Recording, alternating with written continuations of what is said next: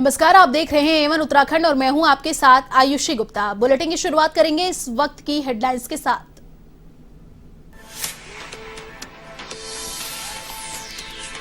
विधानसभा चुनाव को लेकर नामांकन का दौर जारी। पुष्कर सिंह धामी ने दाखिल किया नामांकन। खटीमा से लड़ेंगे विधानसभा चुनाव।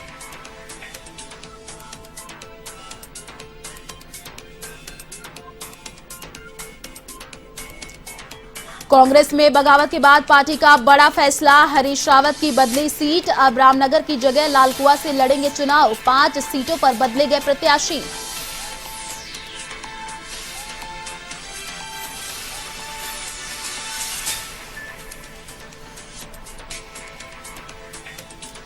उत्तराखंड में दल बदल का खेल जारी। पूर्व कांग्रेस अध्यक्ष किशोर उपाध्याय भाजपा में शामिल। प्रहलाद जोशी और मदन कौशिक ने दिलाई सदस्यता।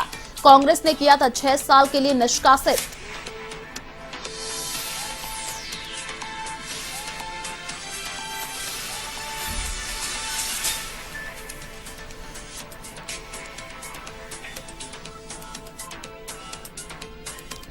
उत्तराखंड में नहीं थम रही कोरोना की रफ्तार। 32,000 के पार पहुंचा संक्रमितों का आंकड़ा। कोरोना संक्रमित 4 मरीजों की हुई मौत।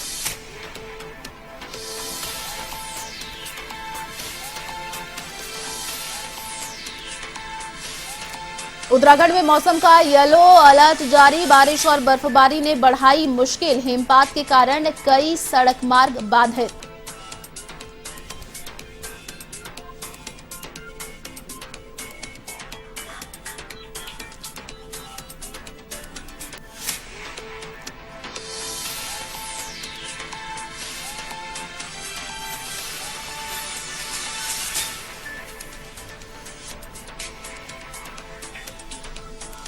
चलिए आपको बिजनौर से सीधे लाइव तस्वीरें दिखाते हैं। चिकित्सालय में कोविड प्रबंधन का निरीक्षण सीएम योगी आदित्यनाथ कर रहे हैं। हर व्यक्ति को कोविड संक्रमण से बचाने के लिए और उनके जीवन और जीविका को बचाने के लिए पूरी मजबूती के साथ कार्य कर रही है। धन्यवाद जी।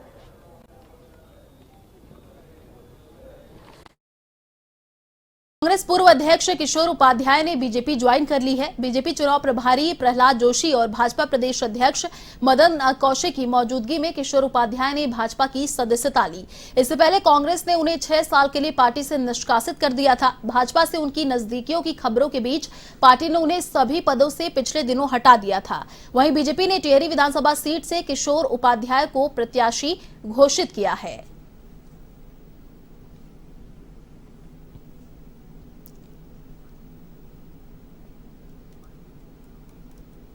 लंबे समय से साथी उत्तराखंड आंदोलन में भी, क्योंकि मैं उसका सिपाही भी रहा हूं, बल्कि उसकी शुरू करवाने में एक गिलहरी जैसी भूमिका भी निभाई है। बटोनी जी के साथ अजय भट्ट जी, अजय टमटा जी मेरे पड़ोसी रहे हम सालों साल, और कभी ये नहीं लगा कि हम एक दूसरी पार्टी के हैं।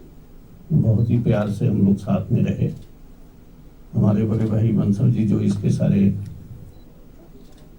कार्यक्रम के कर्ता धर्ता हैं, आज मुझे ये लगता है कि प्रधानमंत्री जी ने कि वो सरोकार निश्चित रूप से प्रहलाद जोशी जी के नेतृत्व में, इन साथियों के नेतृत्व में, और वो खाली मेरे सरोकार नहीं है, वो टिहरी गढ़वाल के सरोकार हैं जिसने विश्व का सबसे बड़ा बांध दी। उत्तराखंड में विधानसभा चुनाव से पहले राजनीतिक दलों के बीच रस्साकसी का खेल जारी है। इसी के चलते मंगलौर विधानसभा में कांग्रेस को बड़ा झटका लगा है। कांग्रेस के प्रदेश सचिव मरगूब कुरैशी अपने सैकड़ों समर्थकों के साथ कांग्रेस को अलविदा कह चुके हैं। मरगूब कुरैशी ने अपने आवास पर एक प्रेस वार्ता में क्षेत्रीय विधायक और कांग्रेस राष्ट्रीय सचिव काजी निजामुद्दीन पर गंभीर आरोप लगाए। उन्होंने कहा कि विधायक कांग्रेस कार्यकर्ता को नीचा दिखाने में लगे हुए हैं। कांग्रेस विधायक कार्यकर्ताओं का सम्मान करना नहीं जानते, जिसका खामियाजा आगामी विधानसभा चुनाव में पार्टी को भुगतना पड़ेगा। वहीं झबरेड़ा विधानसभा से 2 बार चुनाव लड़ने वाले राजपाल सिंह ने भी भाजपा ज्वाइन कर ली है। कार्यशैली से आहत होकर, दुखी होकर मैंने कांग्रेस छोड़ने का मन बनाया है, क्योंकि इसने हमेशा सारे पार्टी के पदाधिकारियों को और ख़ास तौर से मुझे अपमानित करने का काम किया है। क्योंकि पिछले 1 वर्ष पहले जिला कांग्रेस कमेटी माइनॉरिटी विभाग का मुझे जिलाध्यक्ष बनाया गया था, इन्होंने विधायक निजामुद्दीन ने नेक्स्ट डे अगले दिन तत्काल प्रभाव से मुझे उस पोस्ट से हटवाने का काम किया। मेरी जो है आस्था कांग्रेस में थी, लेकिन मैं दुखी होकर के, परेशान होकर के आज कांग्रेस को अलविदा कह रहा हूँ। सिंह बिल्कुल भी कांग्रेस छोड़कर जाने वाले नहीं थे, अगर ये बड़े नेता थोड़ी भी कोशिश करते। मैं 2 दिन से इस चीज़ को जो है अपने आला कमान में और इनके संज्ञान में डालने की कोशिश कर रहा हूँ। मैंने कहा राजपाल सिंह से बात कीजिए। मरगूब कुरैशी कभी नहीं पार्टी छोड़ने वाले थे। मैंने बहुत बड़े नेताओं से कहा कि उनकी अनदेखी हो रही है, उनको सूबा जिला अध्यक्ष बनाया जा रहा है अल्पसंख्यक कांग्रेस का, शाम को उनको हटाने का काम किया जा रहा है, आप उनको कॉन्फिडेंस में लीजिए। लेकिन इनके बड़े नेताओं के कोई सिर पर तक नहीं रेंगती है। जगेश्वर विधानसभा से कांग्रेस प्रत्याशी गोविंद सिंह कुंजवाल ने अपना नामांकन दाखिल किया है। इस मौके पर उन्होंने भाजपा को घेरते हुए कहा कि महंगाई और बेरोजगारी से प्रदेश की जनता त्रस्त है। उन्होंने दावा किया कि इस बार प्रदेश में कांग्रेस करीब 50 सीटों से सरकार बना रही है।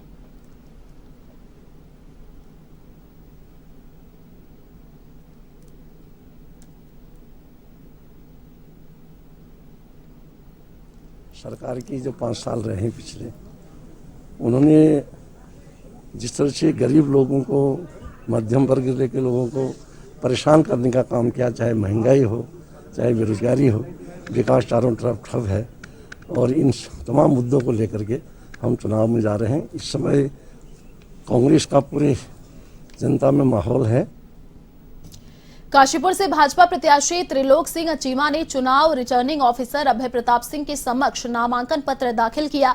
आपको बता दें कि बीजेपी से 4 बार विधायक रहे हरभजन सिंह चीमा के पुत्र त्रिलोक सिंह चीमा ने काशीपुर में बीजेपी से दावेदारी पेश की है। ऐसे में नामांकन के बाद मीडिया से रूबरू होते हुए उन्होंने कहा कि 5वीं बार काशीपुर में फिर से बीजेपी का परचम लहराया जाएगा।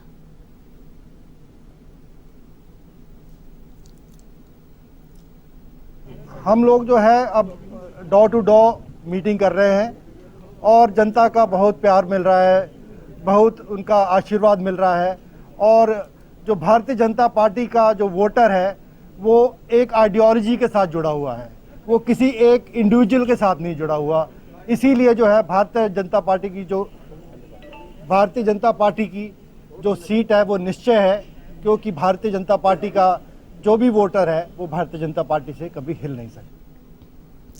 सोमेश्वर विधानसभा से भाजपा प्रत्याशी और कैबिनेट मंत्री रेखा आर्या ने अपना नामांकन दाखिल किया। इस मौके पर उन्होंने कहा कि भाजपा अब की बार 60 सीटों को पार करेगी। ऐसे में उन्होंने भारी बहुमत से जीतने का दावा किया।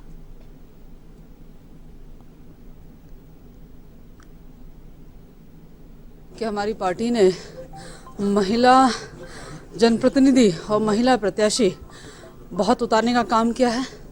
लगभग 10% से ऊपर पूरे प्रदेश भर में महिलाएं इस चुनावी मैदान में या इस लोकतंत्र के पर्व में उतारे गए हैं। मुझे जिम्मेदारी देने के लिए, मुझे उस योग्य समझने के लिए भारतीय जनता पार्टी की महिला प्रत्याशी और विधानसभा सोमेश्वर से नेतृत्व करने का जो मौका दिया है और आज परिप्रेक्ष्य में जो है नामांकन किया है। खबर उत्तराखंड के बहादुराबाद से है, जहां निर्दलीय प्रत्याशी उमेश कुमार ने रोशनाबाद कलेक्ट्रेट में नामांकन दाखिल किया, जहां वे मीडिया से रूबरू हुए। इस दौरान उमेश कुमार ने कहा कि हमने हमेशा जनहित के मुद्दों को लेकर बात की है और आज खानपुर विधानसभा क्षेत्र के विकास को लेकर बात कर रहे हैं। उन्होंने कहा कि अगर जनता उनका साथ देती है तो वे भी जनता के लिए लड़ेंगे। उनकी पहली प्राथमिकता 20 सालों से रुके हुए मुद्दों पर कार्य करने की रहेगी। मुद्दों की बात की, जनहित के उन मुद्दों की जिन पर हम लड़ाई लड़ रहे थे। अब उनको उनकी अलोकप्रियता के चलते भारतीय जनता पार्टी ने टिकट नहीं दिया और उनके पास और कोई प्रत्याशी नहीं था, तो उन्होंने उनकी घर में उनकी पत्नी को टिकट दे दिया। बात एक ही है, हमारा मुद्दा है विकास। हम कानपुर विधानसभा क्षेत्र के विकास के मुद्दों को लेकर चल रहे हैं, जो 20 सालों से विकास नहीं हुआ था। और हमने जो 2 महीनों में हमने काम किए हैं, हम उन कामों को लेकर जनता के बीच में गए और जनता का प्यार हमें मिल रहा है, सहयोग मिल रहा है। अल्मोड़ा विधानसभा से भाजपा प्रत्याशी कैलाश शर्मा ने अपना नामांकन दाखिल किया। इस मौके पर उन्होंने भाजपा के शीर्ष नेतृत्व का आभार जताया, साथ ही ईमानदारी पूर्वक अपनी जिम्मेदारी निभाने की बात कही। उन्होंने कहा कि पार्टी में कोई बगावत नहीं है, सभी लोग एकजुट होकर चुनाव लड़ेंगे।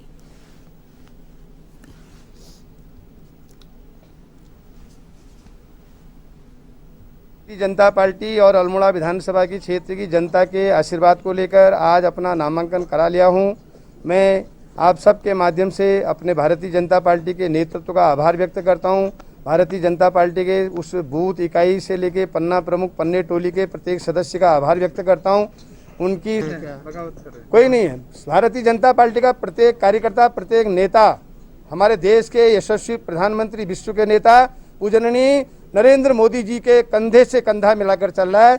अल्मोड़ा में भी सारे कार्यकर्ता, सारे नेता, सारे पदाधिकारी एक है। उत्तराखंड चुनावों को लेकर नामांकन का दौर चल रहा है। यहां के गदरपुर तहसील परिसर में रिटर्निंग ऑफिसर के समक्ष भाजपा प्रत्याशी अरविंद पांडे ने नामांकन पत्र दाखिल किया। इस दौरान अरविंद पांडे ने चारों तरफ भाजपा की लहर चलने का दावा किया। उन्होंने कहा कि मेरे प्रयास से उत्तराखंड में बीसीसीआई की मान्यता मिली है, जिससे क्रिकेट के खिलाड़ियों को एक प्रतिभा दिखाने का मौका मिला है।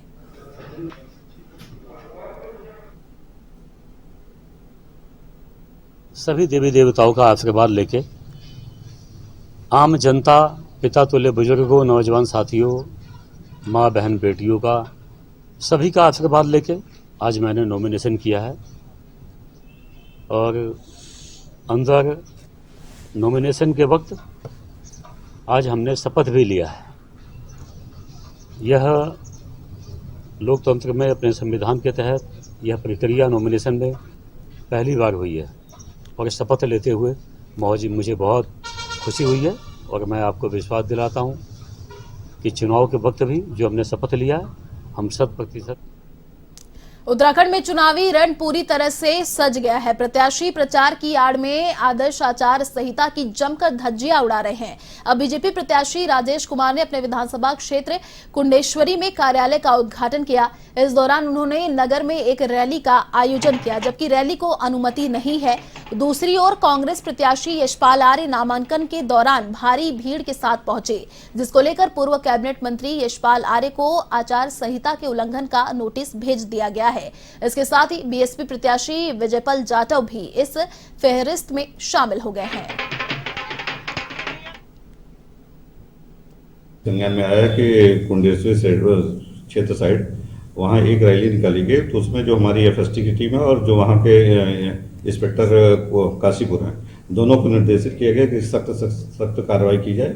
और इसी तरीके से अभी हमें सोशल मीडिया के माध्यम से पता चला है कि यहाँ शहीद भगत सिंह चौक पे किसी दल द्वारा जो है यहाँ इकट्ठा हुए, जो कि नॉर्म से अधिक है। तो इस संबंध में भी जो हमारी एफएसटी टीम है और जो यहाँ के हमारे इंस्पेक्टर हैं, उनको निर्देशित किया गया है कि कड़ी कार्रवाई की जाए। उसमें जो आदर्श आचार संहिता का वायलेशन हुआ है, उसके संबंध में जो हमारी एमसीसी की गाइडलाइन है, कोविड की गाइडलाइन है, उसके तहत नियमानुसार कार्रवाई की जाए। अल्मोड़ा के सोमेश्वर विधानसभा से कांग्रेस प्रत्याशी राजेंद्र बरकोटी ने अपना नामांकन दाखिल किया। इस मौके पर उन्होंने कहा कि इस बार सोमेश्वर से भाजपा का पत्ता साफ है। इन 5 वर्षों में भाजपा ने कोई काम नहीं किया, जिससे जनता इस बार भाजपा को उखाड़ फेंकने को तैयार है।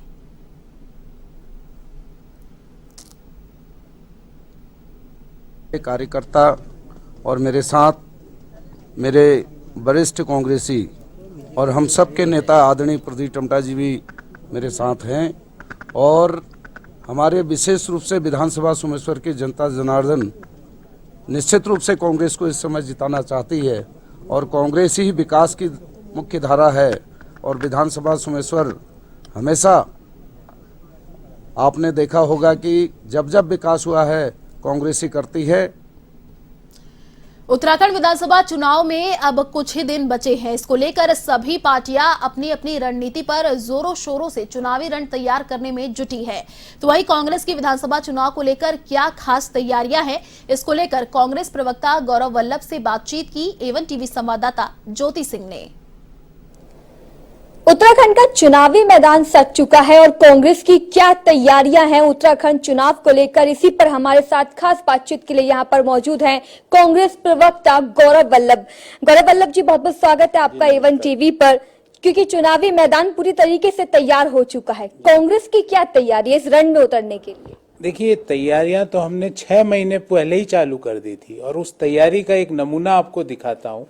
पिछले 6 महीने में हर ब्लॉक स्तर पर कांग्रेस के कार्यकर्ताओं ने जाकर सबसे पहले तो ये पता लगाया कि इस डबल इंजन की धुआं छोड़ू सरकार ने उत्तराखंड का क्या हाल किया। तो हमें पता लगा कि इस डबल इंजन की धुआं छोड़ू सरकार ने आज उत्तराखंड को बेरोजगारी में देश में नंबर 1 कर दिया।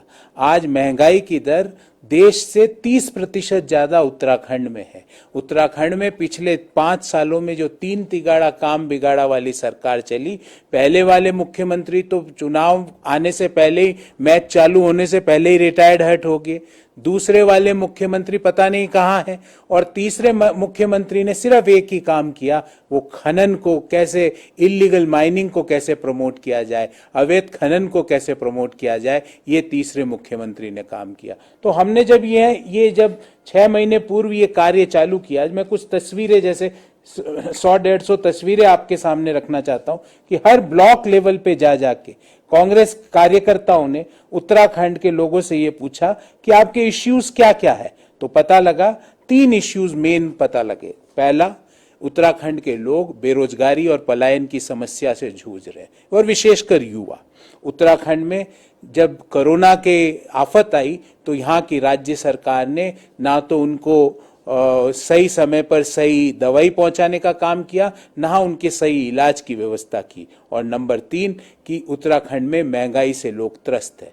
इसको लेके हमने 4 धाम 4 काम उत्तराखंडी स्वाभिमान, जो ये मेरी गढ़वाली टोपी है, इसके एक तरफ लिखा हुआ है 4 धाम 4 काम, दूसरी तरफ है उत्तराखंडी स्वाभिमान। हमारे 4 काम क्या है, और वही हमारे 4 वचन है।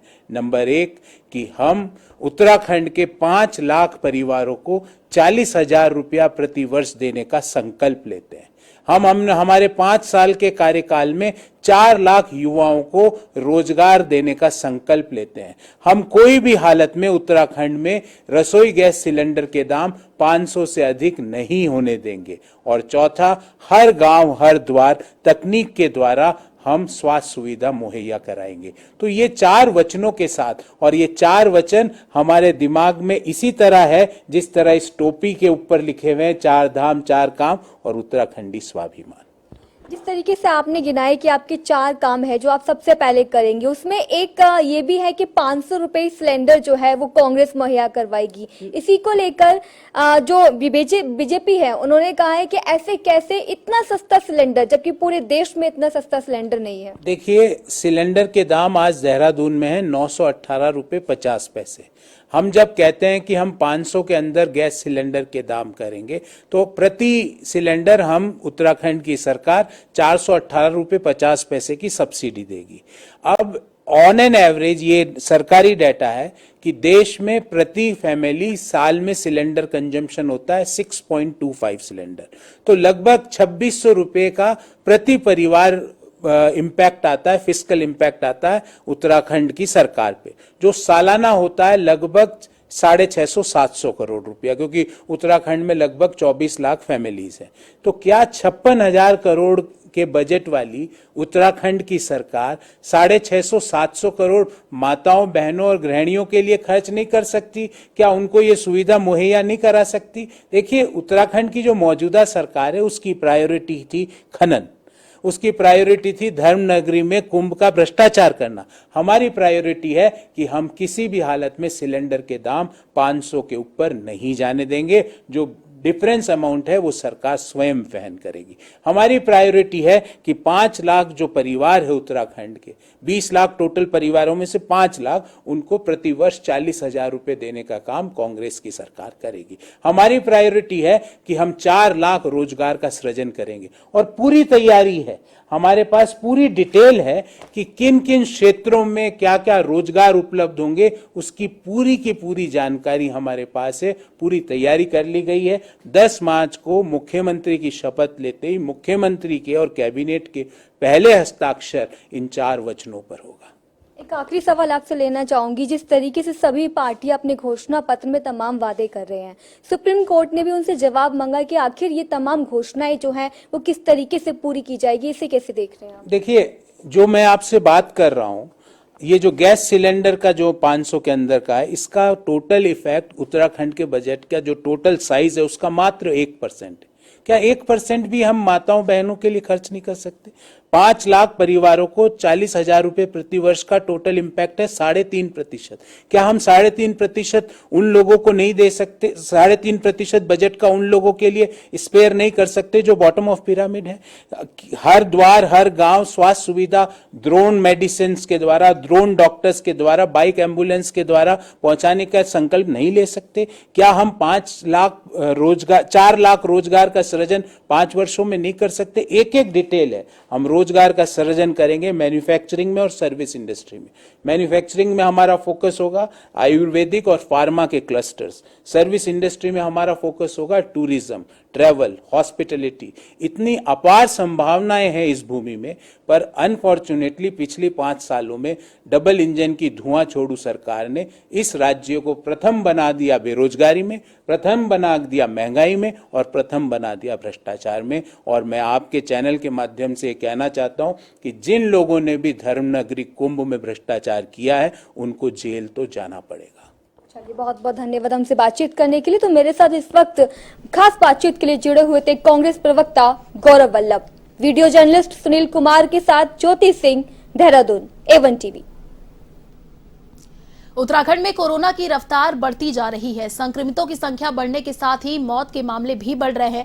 राज्य में कोरोना के सक्रिय मामले 32,000 के पार पहुंच गए हैं। फिलहाल राज्य में अभी 32,880 सक्रिय मामले हैं, जबकि बीते दिन प्रदेश में कोरोना के 3,000 से कम यानी 2,904 नए मामले मिले हैं। वहीं कोरोना संक्रमित 4 मरीजों की मौत भी हुई है। स्वास्थ्य विभाग के अनुसार देहरादून में सबसे अधिक 1,016 लोग संक्रमित मिले हैं। इसके अलावा हरिद्वार में 337 संक्रमितों की पुष्टि हुई है।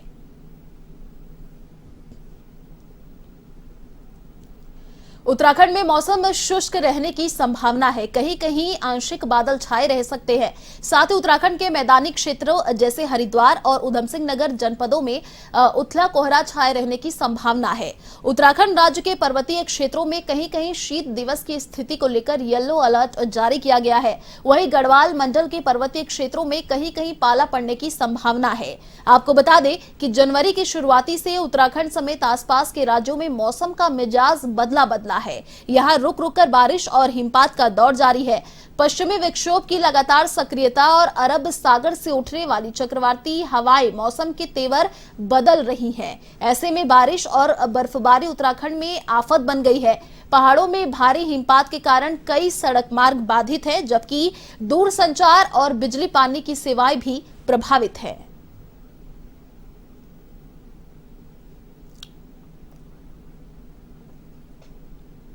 फिलहाल इस बुलेटिन में इतना ही। देश और दुनिया की तमाम बड़ी खबरों को देखने के लिए आप देखते रहिए A1 टीवी।